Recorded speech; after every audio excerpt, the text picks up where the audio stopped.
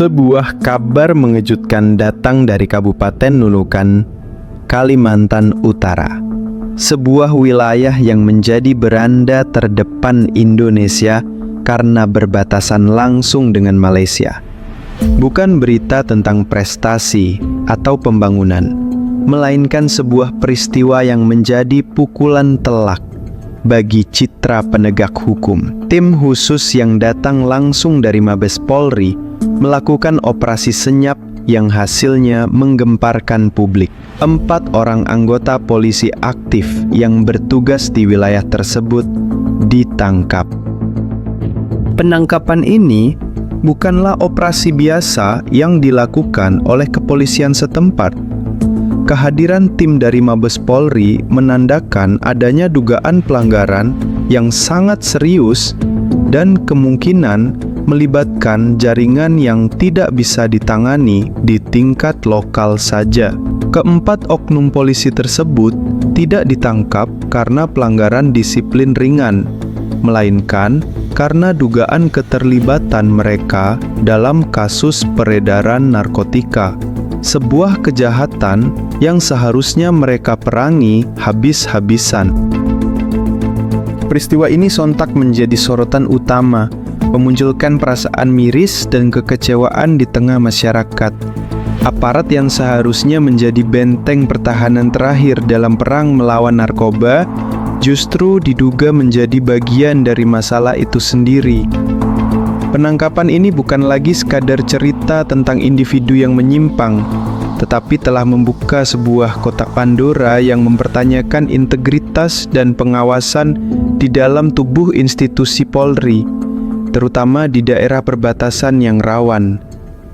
Inilah awal dari terkuatnya sebuah tabir gelap yang mencoreng seragam pelindung dan pengayom masyarakat. Untuk memahami betapa seriusnya kasus ini, kita perlu melihat lokasinya. Nunukan. Mengapa sebuah kabupaten di ujung utara Kalimantan ini menjadi begitu penting? Jawabannya terletak pada geografi dan ekonomi.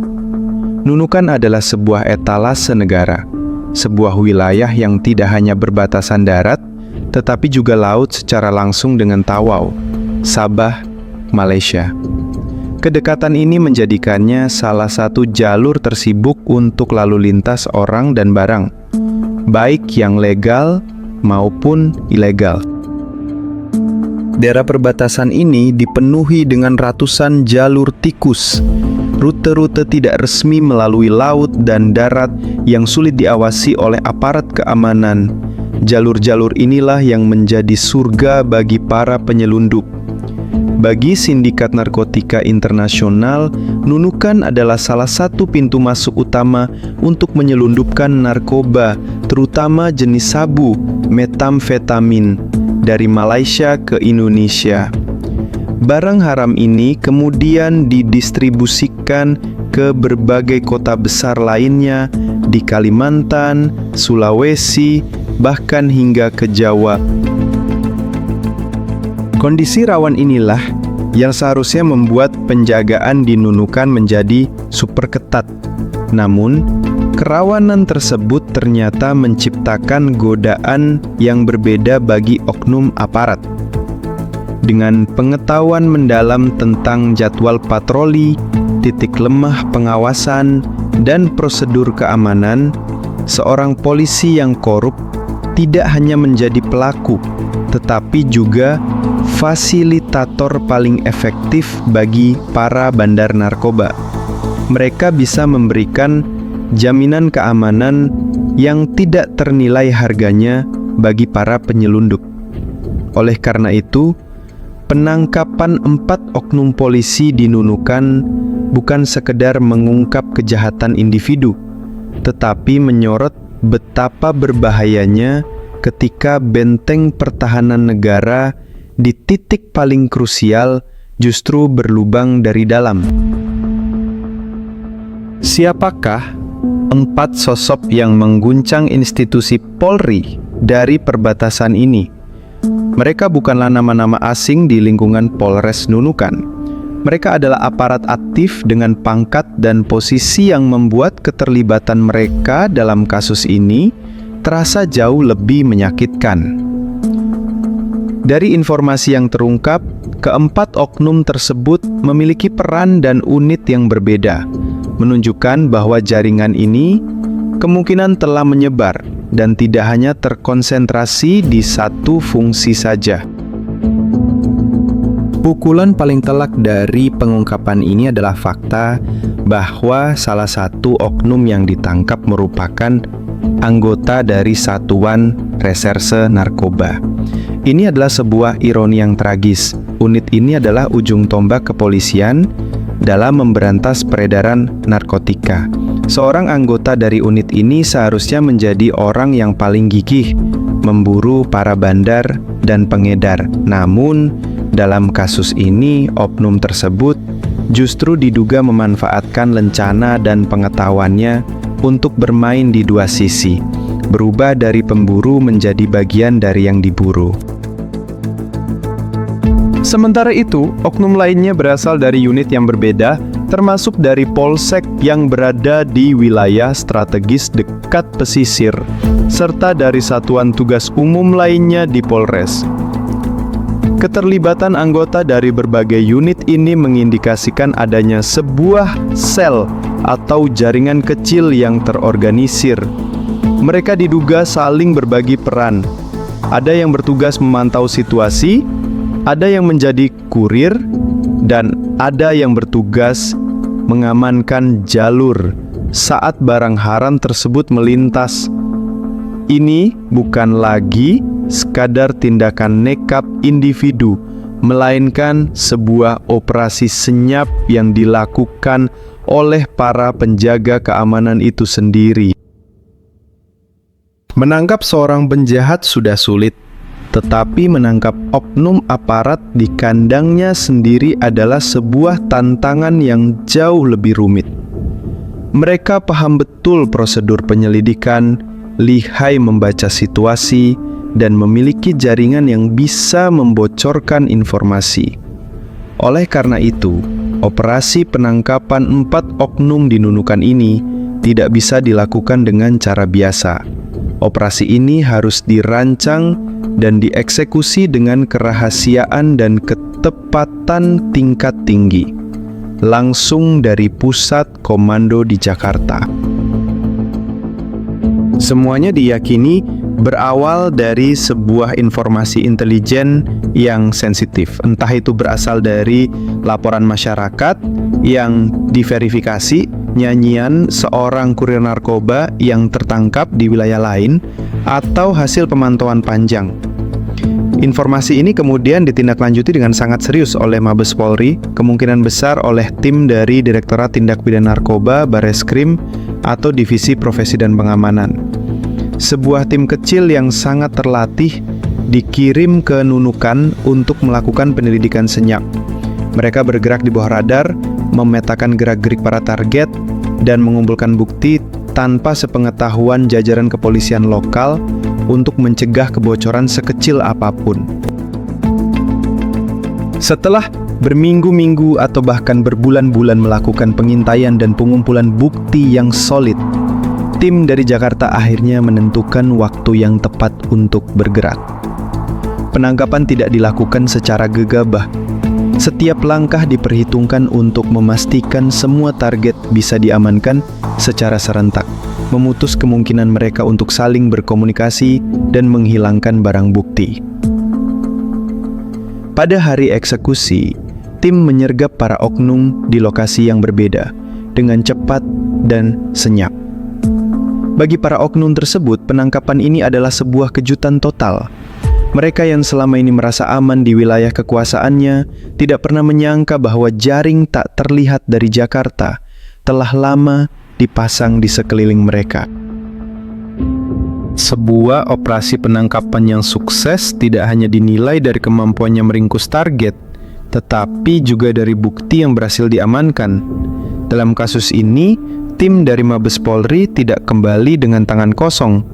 Saat penggeledahan dilakukan, Apa yang mereka temukan menjadi bukti bisu yang membenarkan seluruh kecurigaan dan mengunci nasib para oknum tersebut. Bukti utama yang ditemukan bukanlah dalam jumlah kecil, melainkan dalam skala yang mengkhawatirkan. Dari tangan para oknum, tim berhasil menyita narkotika jenis sabu, metamfetamin, dalam jumlah beberapa kilogram. Perlu dipahami, jumlah sebanyak ini bukanlah untuk konsumsi pribadi atau untuk diedarkan di tingkat eceran jalanan. Ini adalah jumlah yang masuk dalam kategori pasokan besar, cukup untuk meracuni ribuan jiwa dan memiliki nilai jual di pasar gelap yang bisa mencapai miliaran rupiah. Temuan ini secara telak menunjukkan bahwa peran mereka bukan lagi sebatas pemain kecil, melainkan diduga sebagai bagian penting dari mata rantai distribusi narkoba antar negara. Selain barang haram tersebut, turut disita barang bukti pendukung yang semakin memperkuat kasus. Uang tunai dalam jumlah besar yang diyakini merupakan hasil dari transaksi narkoba ditemukan bersama mereka. Yang tidak kalah penting adalah beberapa unit telefon genggam.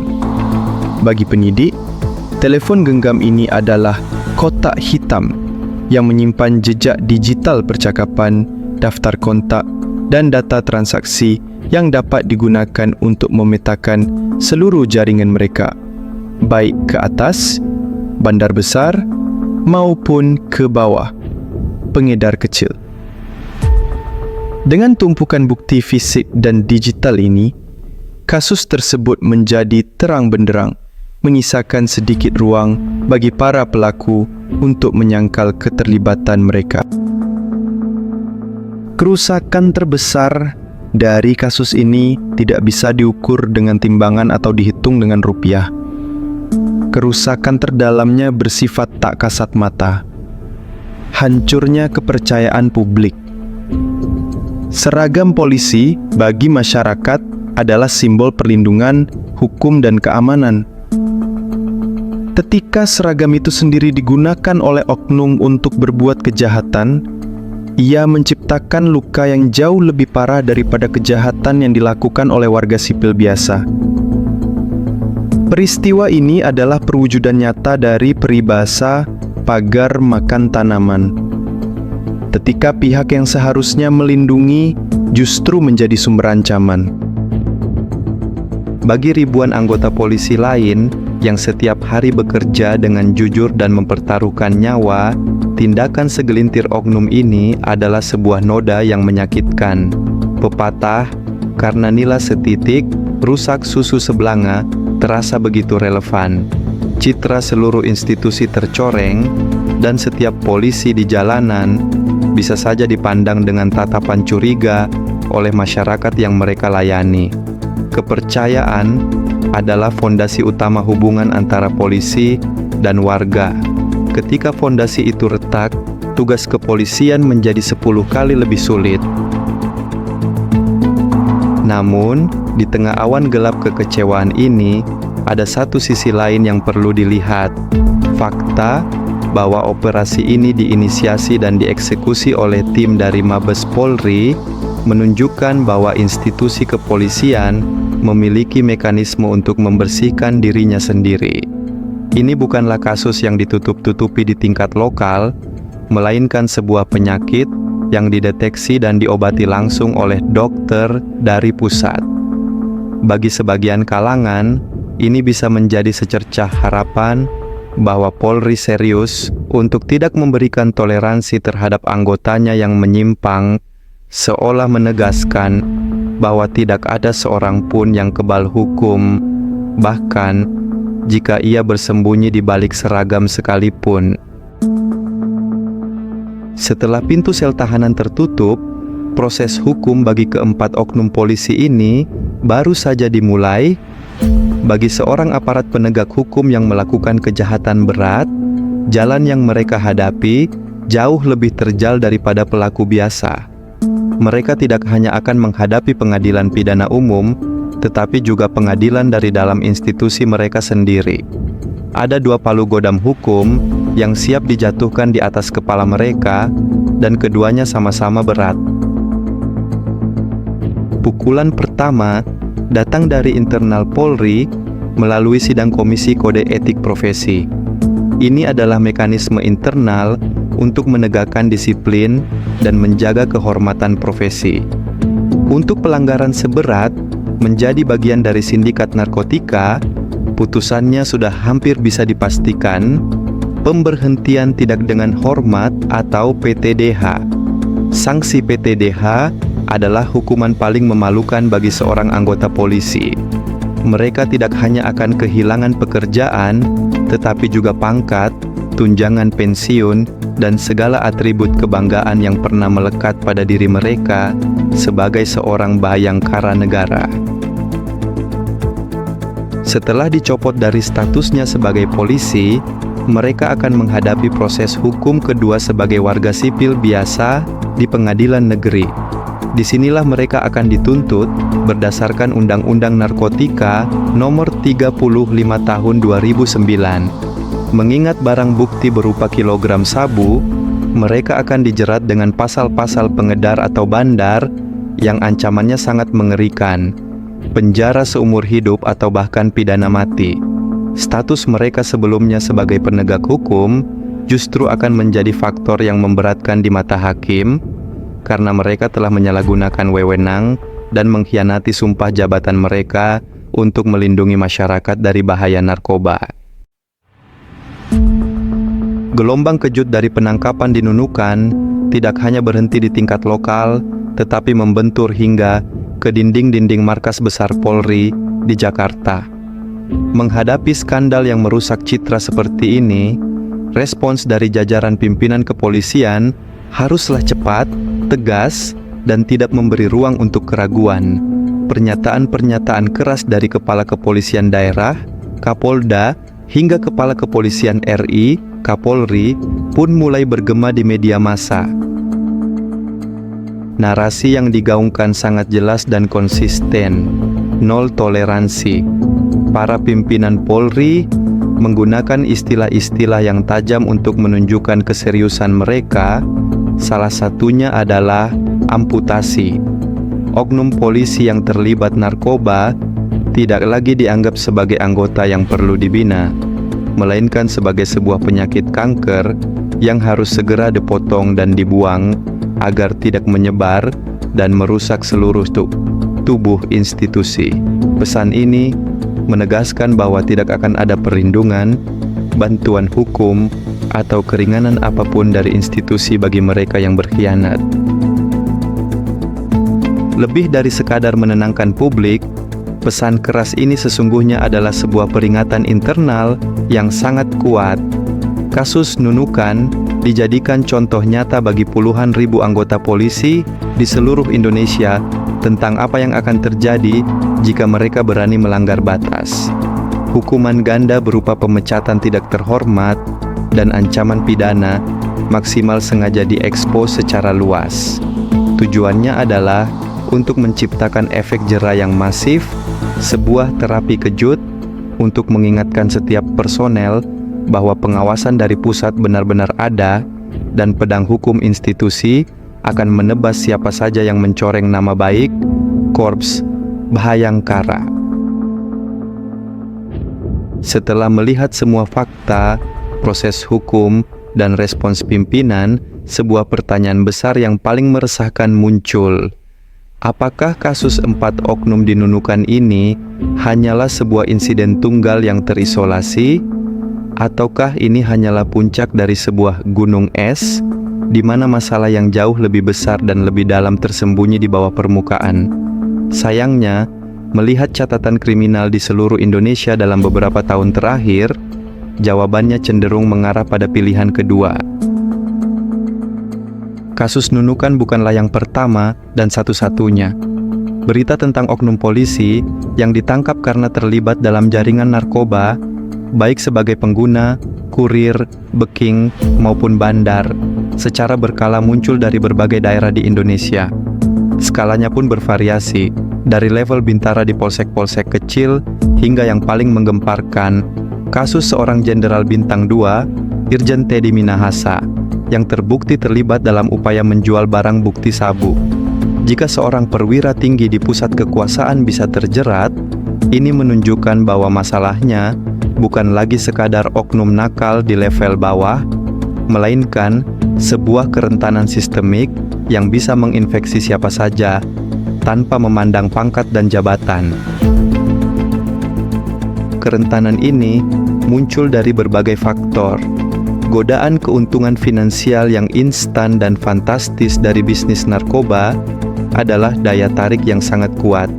Ditambah lagi, aparat penegak hukum memiliki akses, pengetahuan, dan kekuasaan yang jika disalahgunakan bisa menjadi alat yang paling efektif untuk melancarkan kejahatan, bukan melawannya.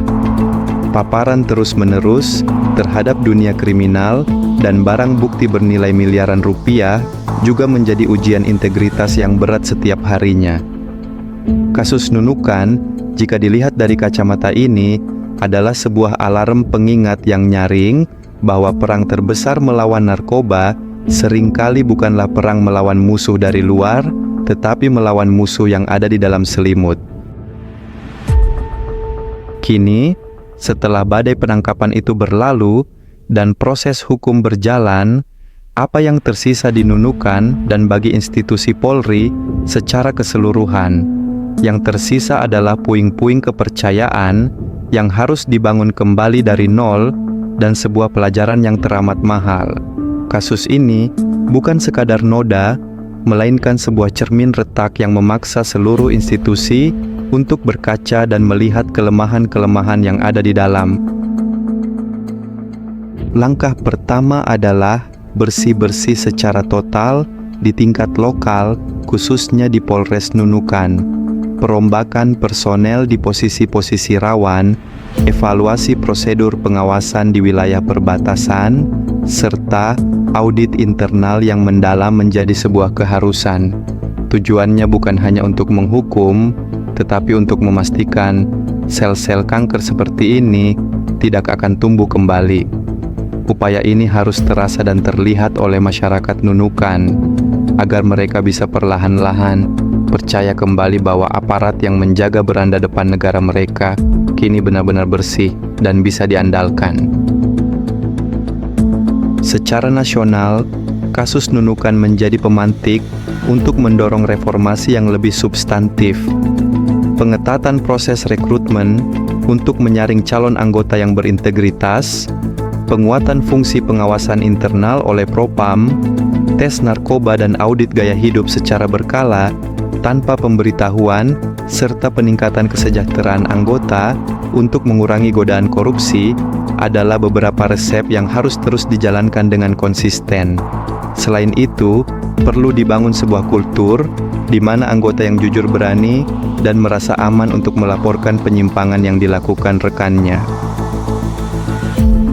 Pada akhirnya, kasus penangkapan 4 oknum polisi di Nunukan adalah sebuah pengingat pahit. Perang melawan narkoba tidak akan pernah bisa dimenangkan jika para prajurit di garda terdepan justru bersekongkol dengan musuh.